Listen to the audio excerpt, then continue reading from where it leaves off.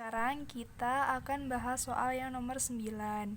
Nah, nomor 9 ini diketahui di soalnya ada sebuah reaksi yaitu NO2 gas ditambah NO gas menghasilkan N2O gas ditambah O2 gas. Nah, kita juga udah tahu delta G saat suhunya itu 1273 derajat Kelvin yaitu negatif 9,67 kJ dalam sebuah wadah 1 liter pada suhu 1000 derajat Celcius mengandung 0,02 mol NO2, 0,04 mol NO, terus 0,015 NO N2O dan 0,035 O2. Nah, soalnya yaitu kita suruh mencari nilai dari Kp-nya, terus reaksi ini berjalan setimbang atau tidak, dan kemana reaksi ini akan bergerak. Nah, yang pertama kita akan mencari nilai Kp. Nah, di soal kan kita udah tahu nih ada mol dari masing-masing reaksi ini. Nah, dari mol ini bisa kita ubah dulu menjadi konsentrasi. Rumusnya yaitu mol dibagi volumenya. Nah, volumenya kan kita udah tahu nih dalam sebuah 1 liter wadah, berarti itu volumenya. Jadi, untuk mencari konsentrasi NO2 berarti tinggal molnya dibagi 1 liter. Maka hasilnya akan sama, nilai mol dengan konsentrasinya itu sama. Nah, begitu pula dengan konsentrasi zat yang lain sama. Nah, kemudian karena di sini kita udah tahu nilai konsentrasinya, maka bisa kita cari nilai dari Kc-nya. Nah, Kc itu kan berarti konsentrasi dari produk dibagi konsentrasi dari reaktan.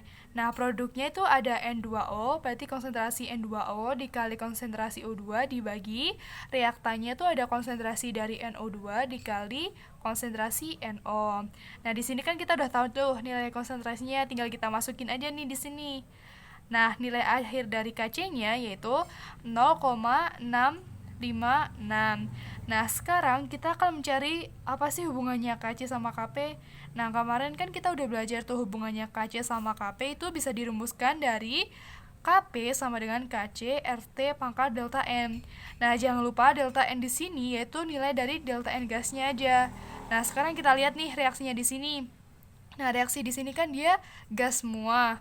Berarti bisa langsung kita kurangi nih delta N dari produk dikurangi delta N dari reaktan. Berarti kan ini ada 2 karena ini koefisiennya 1, koefisiennya 1.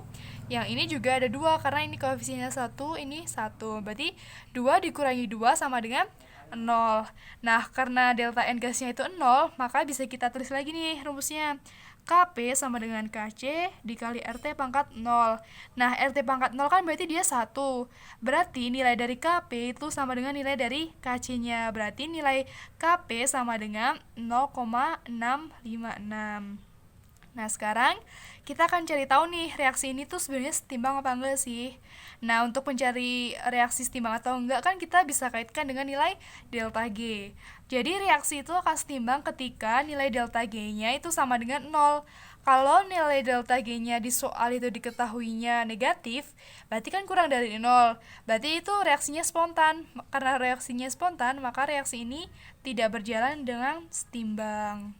Nah, sekarang kita mau cari tahu kemana reaksi ini akan bergerak. Nah, karena kita udah tahu kalau reaksinya di sini spontan, maka reaksinya itu akan bergerak ke arah kanan.